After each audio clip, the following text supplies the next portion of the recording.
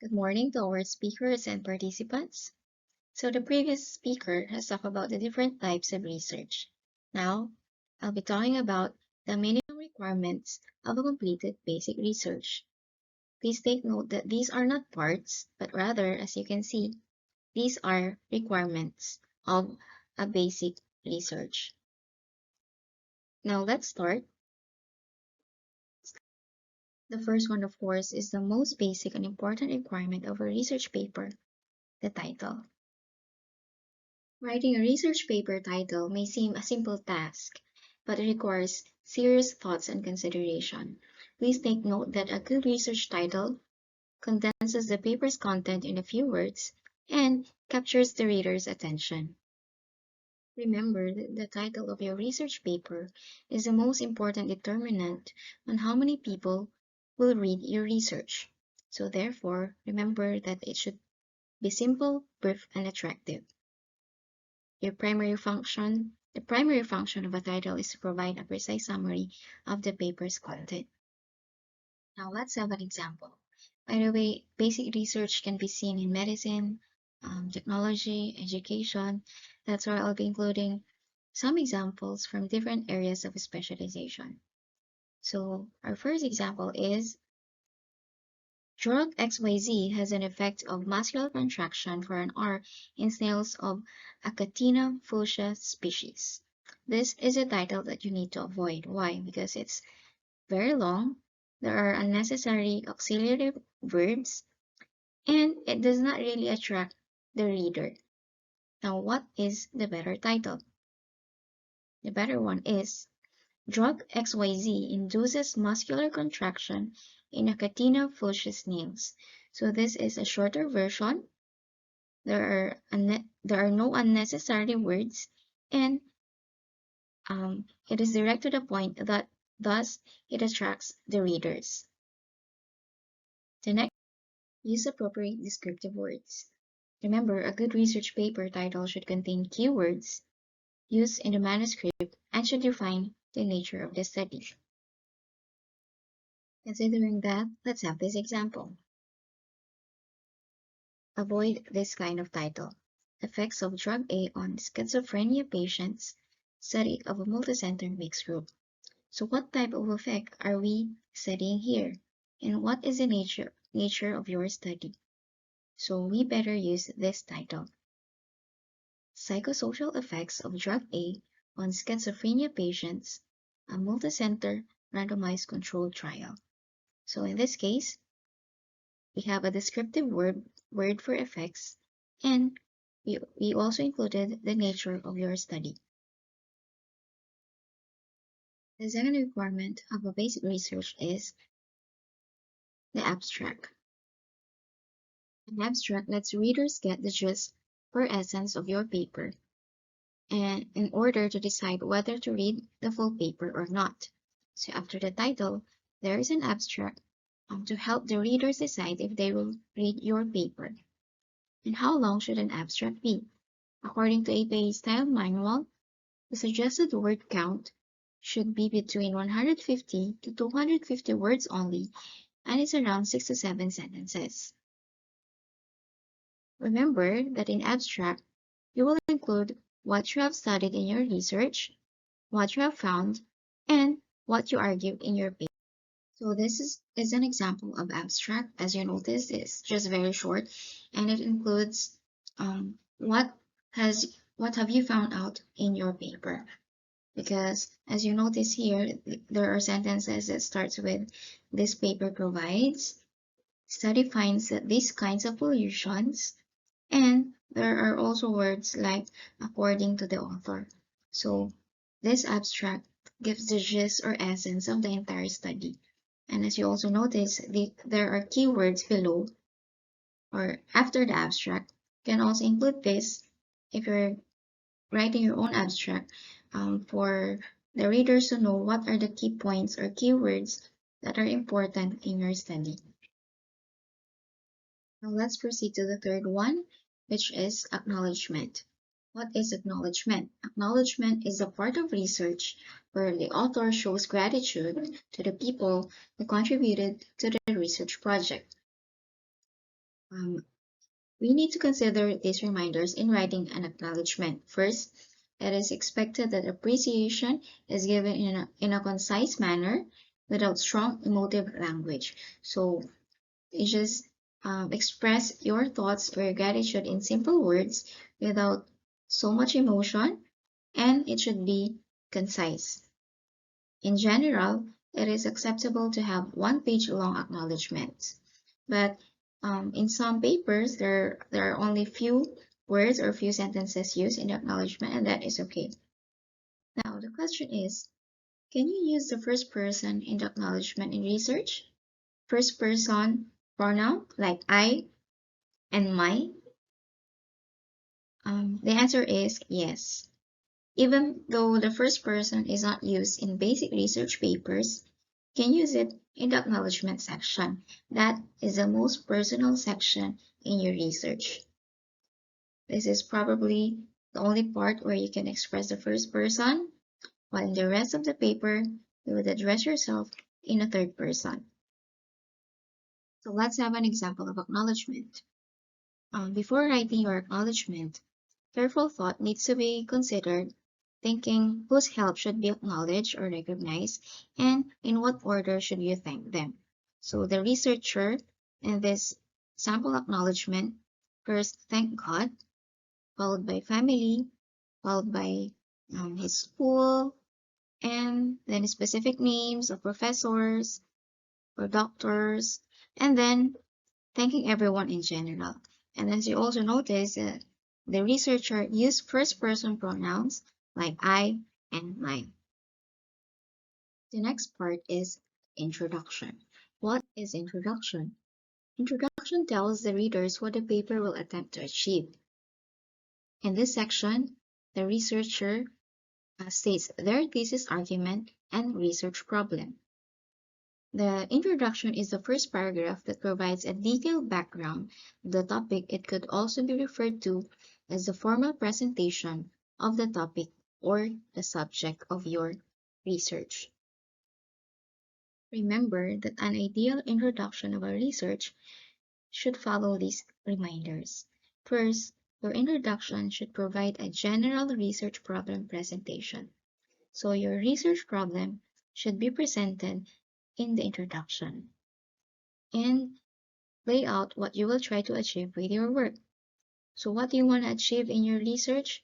You should state that in the introduction. And last one, you should state your position on your topic in the introduction. So these are the reminders that you need to remember in writing an introduction. The next minimum requirement of a basic research is literature review. What is a literature review?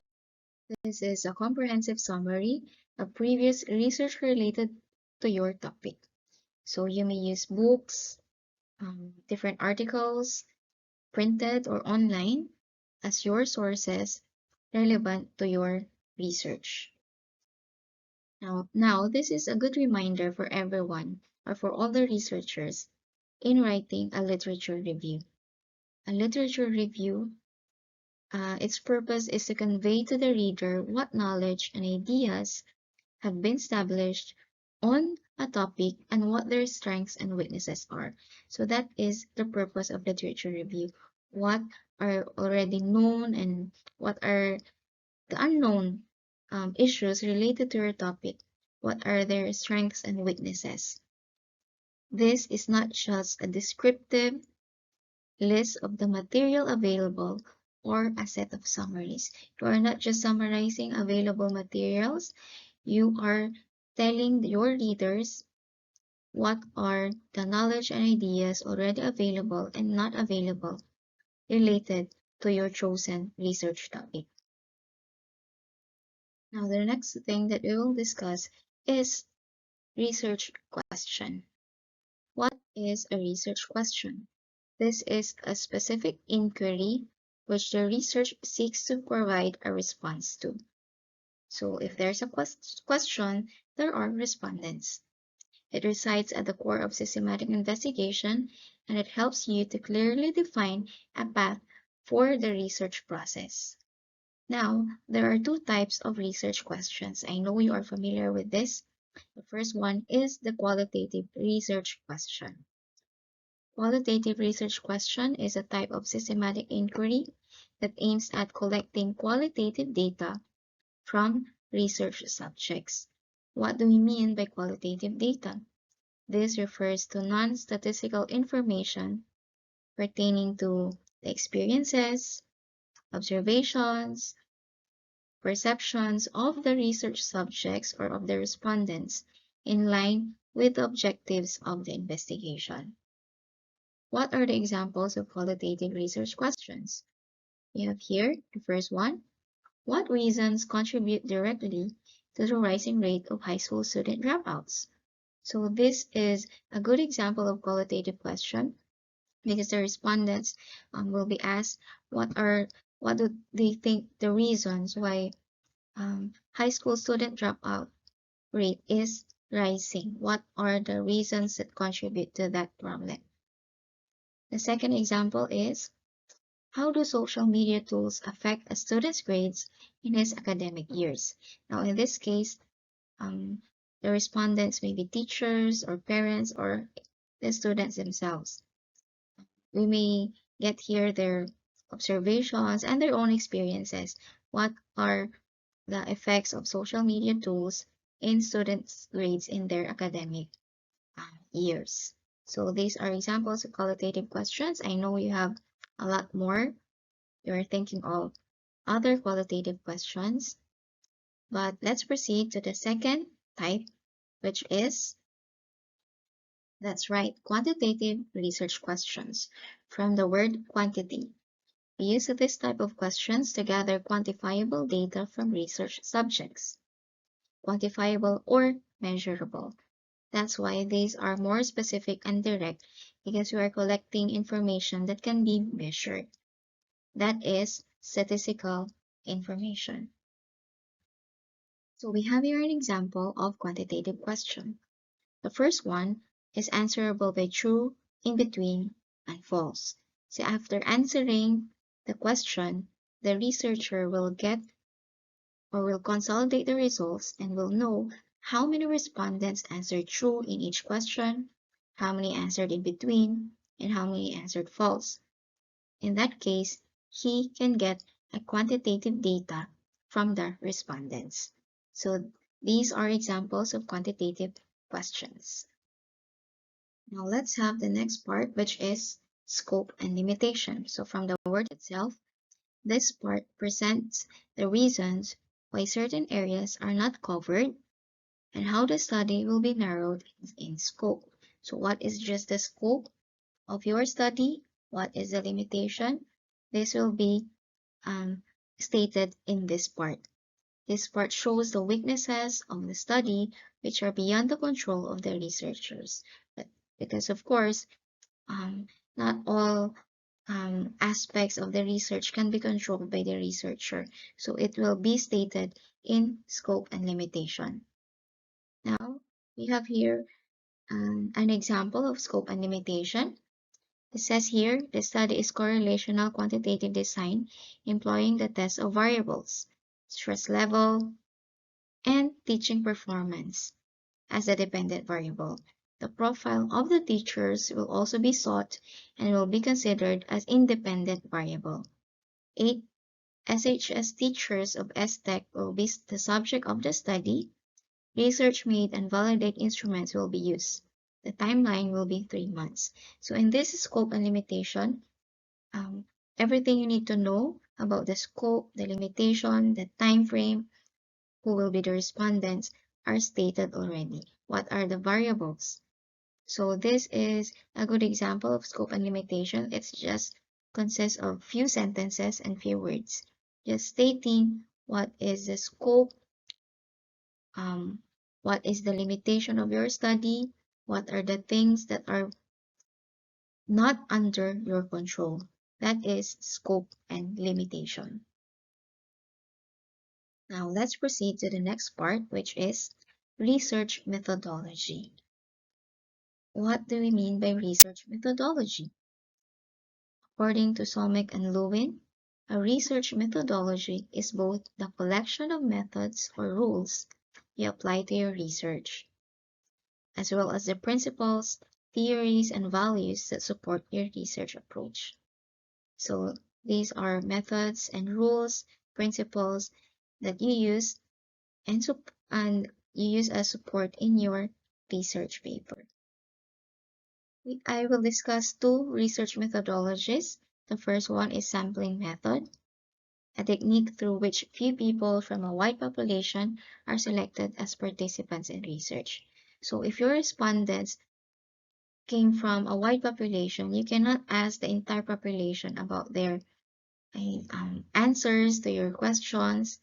So you will use sampling method. You will just get sample from each type of population. And these samples will be your respondents and they will represent the entire wide population.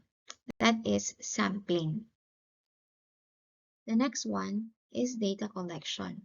This is a process of gathering information from all the relevant sources to find a solution to the research problem. You have here an example of data collection, which is very common in some research papers. We have primary data collection methods, or these are what we call primary sources, like statistical methods, surveys, polls, interview, Delphi technique, and focus groups. Second one, we also have secondary data collection methods. What are these? Financial reports, sales reports, government reports or documents, the vision and mission statement, and the internet. So internet is just a secondary data collection method. Can you think of other data collection methods and that you may use in your research? You can share it to us later in our discussion. Let's proceed to the next part, which is discussion of results and recommendation for future studies. The word itself, discussion of results, this is the section that covers your comments, interpretation, and deduction of the results regarding your hypothesis. So what can you say about your findings? What is your interpretation? You will discuss it in this part. So the next one is recommendations. This is recommendations for future studies, maybe for you or for other researchers. This is based on what you have found or on what you might be interested in doing at some point in the future. And in this part, there are also added suggestions that you want people to follow when performing future studies. What do you recommend for future researchers about this topic? You may include that in this section, recommendations. So we have here an example of recommendations for future research. This is, by the way, this is about impulse buying behavior of consumers. So the researcher started his recommendation on what he has found in his research, followed by a recommendation at the end, as you notice in the last part of the first paragraph. He stated, combination of quantitative and qualitative research methods is recommended for future research. And there are also additional suggestions at the end. Since impulse buying is a phenomenon in a modern society, expanded research with various demographical and geographical groups, as well as influences of visual merchandising in various non-store formats are recommended. So these are additional recommendations based on what the researcher has found and has learned in his study or in his research. So the next part is dissemination and advocacy plans. This may not be familiar with others, but this is also a basic requirement for a basic research. Why do we need a dissemination plan? The dissemination planning can help expand your thinking about what research you share, how you share it, and who you share it with. So from the word itself, dissemination, what is your plan in sharing your research to others. Planning can also help expand access to your research and ultimately increase its impact because, of course, um, one of our main reasons to conduct our research is to create impact to others. And that's why we need a dissemination plan. So I have here an example of a dissemination plan. As you notice, there are objectives for the dissemination plan. And we have here 5 objectives. And on the last part of the table, or last column of the table, the researcher stated how should they achieve these objectives. So let's check the objective 1. Objective 1 is establishing the project website. So we may think that the topic of this research is about project website or database. How should they disseminate this or should they achieve this objective? It's stated in the last column of the table. Designing and building the project website and social media accounts to welcome and inform end users and stakeholders about the research infrastructure. So, in a dissemination plan, there are objectives and corresponding activities to achieve that objective. So, this is also an important part of your basic research. So the second to the last part or basic requirement of a basic research is references. We are all aware that we need to include references in our research to avoid plagiarism and also to help the readers and the other researchers for them to know where did we get our information, our data in our research. So when we say references, um, this is the source of information used in a research paper, and it includes the author's name, publication year, the book title, the author's name, and the page number where the reference can be found.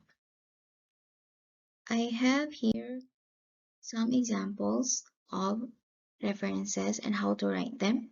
This is based on American Psychological Association Citation Guide. So if your reference is a book, you need to first start with the last name of the author, followed by the first initial. So the example there is Thompson, comma, S, period, followed by the year of publication inside the parenthesis, so 1982. And then another period, then title of the work is The Year of the Wolf, period, followed by the publisher, Preston and Buchanan. Take note that we have period in every part of the reference. What if your reference is a magazine? Still, you will include the last name and the first initial of the author, followed by the year, and include the month of the publication. Just like what we have here, 2005, March. Magazine, or followed by the article title, 5 Kinds of Chocolate Cake, and the magazine title, Cakes Around the World. And it's followed by the volume and issue plus the page range. So we have here volume 23, issue number 5, page range is from 5 to 15. What if your reference is a newspaper? Still, you will start with the last name and first initial of the author, followed by the year, month, day of publication, article title, newspaper title, and page range. And we have here an example, Johnson J. 1997, August 22, sighting of a black bear has town on edge. So as you notice in this article title, we started with a capital letter, and for the succeeding words, we start with small letter. That is how we write the article title in a reference.